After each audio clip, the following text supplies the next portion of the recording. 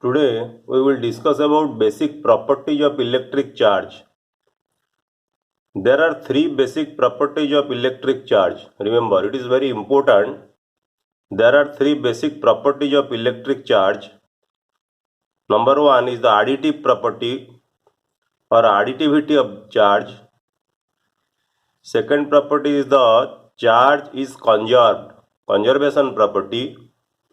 And third one is the quantization of charge or quantization property. So basic properties of charges are additivity, conservation and quantization. What is additive property of charges? Charges can be added by algebraic means. If a system contains n number of charges like q1, q2, q3 up to qn, then the total number of charge, the total charge of the system will be equal to q, and that is equal to q1 plus q2 plus q3 plus q4 up to qn. So this is nothing but the additivity of charges. Charges add up like real numbers. Charges are scalars like the mass of a body. There is one difference between mass and charge. Mass of a body is always positive, whereas charge can be either positive or negative. It is very important. Mass of a body is always positive, but charge on a body is either positive or negative. Proper signs have to be used while adding the charges in a system. So it is very important to remember, when you add the charges, you give proper signs. For example, what is the total charge of a system containing 5 charges? Plus 1, plus 2, minus 3, plus 4 and minus 5 in some arbitrary unit. Let us say in unit of coulomb. Then if you add the total charge, it will be plus 1, plus 2, plus minus 3, plus 4, plus minus 5. So it will be equal to minus 1 coulomb. If it is in charges are given in coulomb, unit of coulomb, then the result will be minus 1 coulomb. Second important property of charge is conserved. What is conservation of charge? The total charge of the isolated system is always conserved. Isolated system means the net external force applied on the system equal to 0. That means only internal forces is acting on the system. So if only internal forces are acting on the system, the total charge of the isolated system is always conserved or constant. Conserved means constant. It is not possible to create or destroy net charge. Conservation of charge has been established experimentally, or it is confirmed by experiments, and it is not possible to create or destroy the net charge, that is the total charge, in an isolated system. Total charge always remains same. The charge carrying particles may be created or destroyed in a process. So in a process of charge creation or destruction, you can create charge or destroy the charge, but the total charge at the beginning must be equal to the total charge at the end. For example, in if neutron, take the case of neutron turns into proton and an electron. So in this process, the total charge is 0. Total charge of the neutron is 0 before and after the creation, because if neutron will be converted into proton and electron before the creation of the proton and electron, the total charge of the system is equal to 0, and after creation of proton and electron, the total charge is also 0, but the created proton and electron have charges. Okay, that is why it is not possible to create or destroy net charge in an isolated system, but the charge carrying the particles may be created or destroyed in a process. Another important property of charge is quantization of charge. What is quantization of charge? Electric charge is always an integral multiple of E, that is Q is equal to Ne. The quantization of charge was first suggested by the experimental laws of electrolysis discovered by Faraday. It was experimentally demonstrated by Millikan in 1912. And quantization means you can get electric charge with integral multiple of E, n into E, where n is any integer. N may be positive or negative. Due to quantization of charge, we take the basic unit of charge is the charge of electron or proton. By convention, charge on an electron is taken as negative or minus E, and charge on a proton is taken as positive or plus E. The unit of charge in SI system is coulomb, remember. And the charge of electron is equal to 1.6 into 10 to the power minus 19 coulomb. And the number of electrons in a charge of 1 coulomb, n will be equal to Q divided by E. Q is equal to 1 coulomb divided by 1.6 into 10 to the power minus 19 coulomb. So approximately equal to 6 into 10 to the power 18. So 6 into 10 to the power 18 numbers of electrons are present in 1 coulomb of charge. Sometimes we need, since coulomb is a very large number, sometimes we need microcoulomb. 1 microcoulomb is equal to 10 to the power minus 6 coulomb, or we may take millicoulomb, it is also needed. 1 millicoulomb is equal to 10 to the power minus 3 coulomb. Let us work out some problems so that the charge on any body is always an integral multiple of E. Consider the universe is made up of protons and electrons. Suppose a body contains N1 electrons and N2 protons. Then what will be the total charge on the body? Since you have N2 number of protons, so charge on proton due to proton will be equal to N2 into E. And since you have N1 number of electrons, charge due to electrons, that will be equal to N1 into minus E. So total charge on the body will be equal to N2 into E plus N2 into minus E. So N2 minus N1 into E.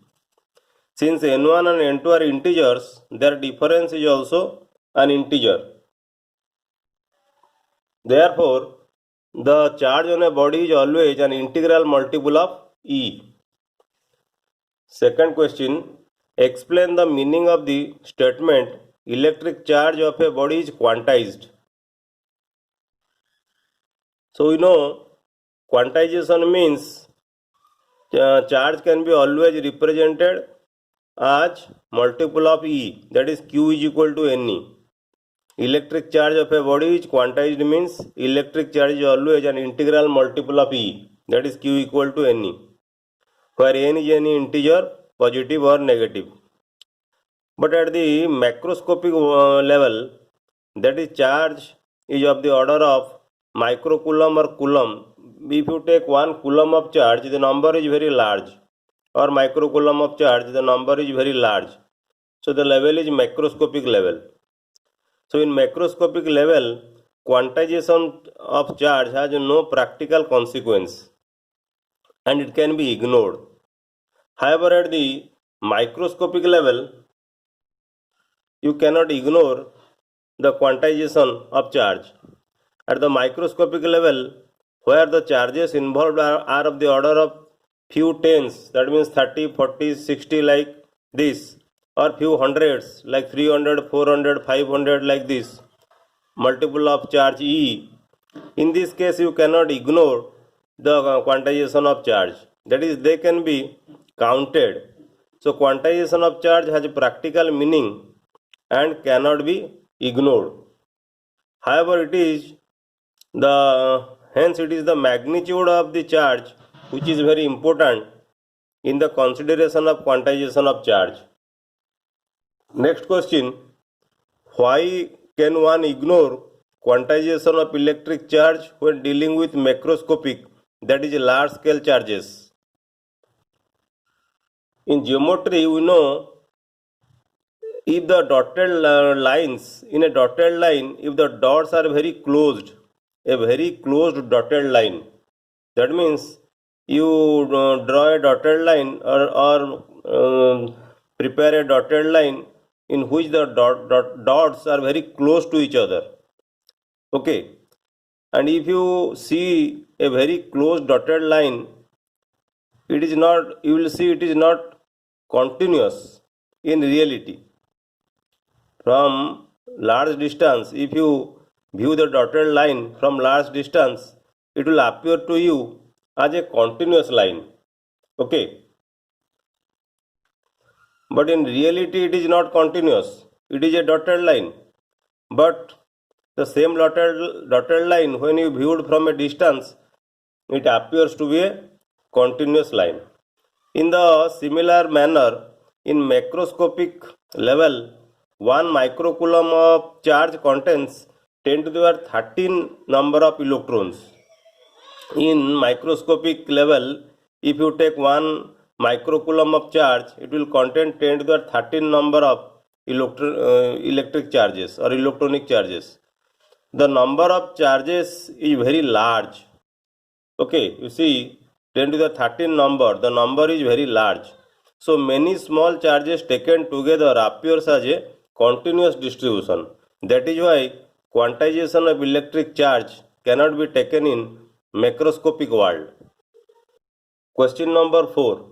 If 10 to the power 9 electrons move out of a body to another body every second, how much time is required to get a total charge of 1 coulomb on the other body?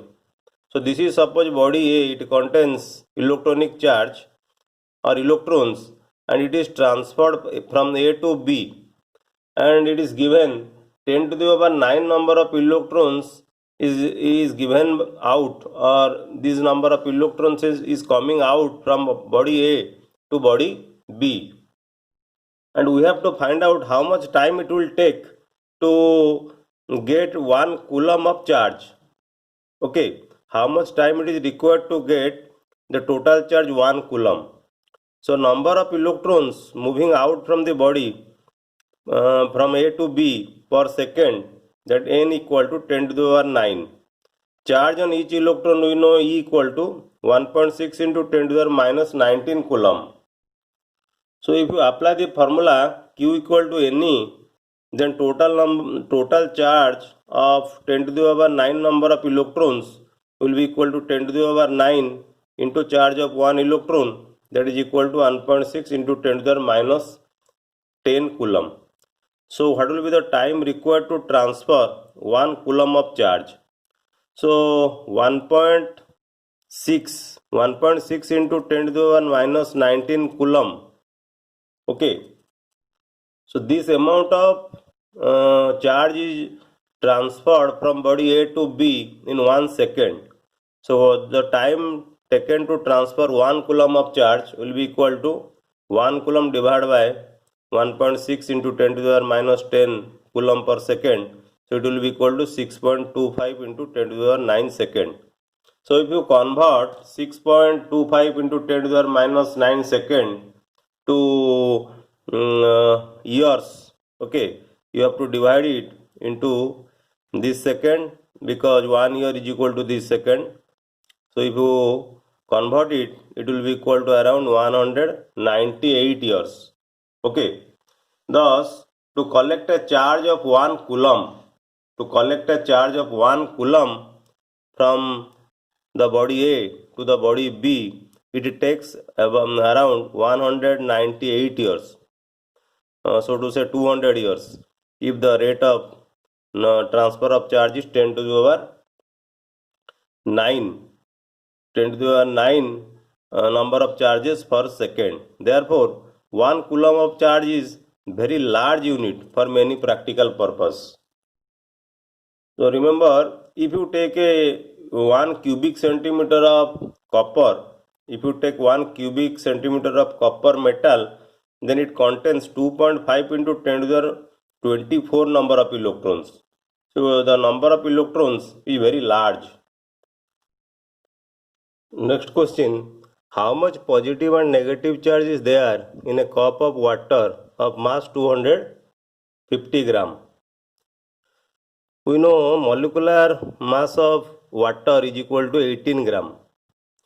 That is 6.023 into 10 to the 23.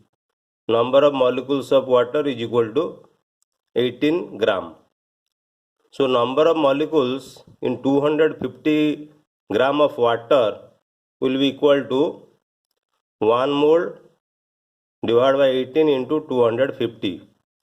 So it will be approximately equal to 8 into 10 to the 24. So 8 into 10 to the 24 number of molecules are present in 250 gram of water. So each water molecule contains, we know each water molecule have 2 hydrogen and 1 oxygen atom. So it contains 10 number of electrons and 10 number of protons. So if you calculate the total positive charge in a cup of water, then it will be equal to 8 into 10 to the 24 number of electrons, and for 10 number of protons are there, so 10 E. So 10 multiplied by charge on 1 proton, 1.6 into 10 to the minus 19 coulomb. So it will be equal to 12.8 into 10 to the 6, or approximately equal to 1.3 into 10 to the 7 coulomb.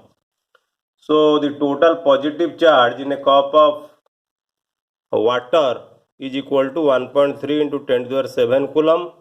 Similarly, the total negative charge will be also equal to 1.3 into 10 to the 7 coulomb.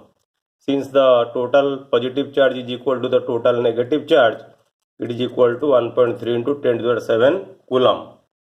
Next problem, when a glass rod is rubbed with a silk cloth, charges appear on both. Charges appear on silk cloth and also in glass rod. A similar phenomena is observed with many other pairs of bodies.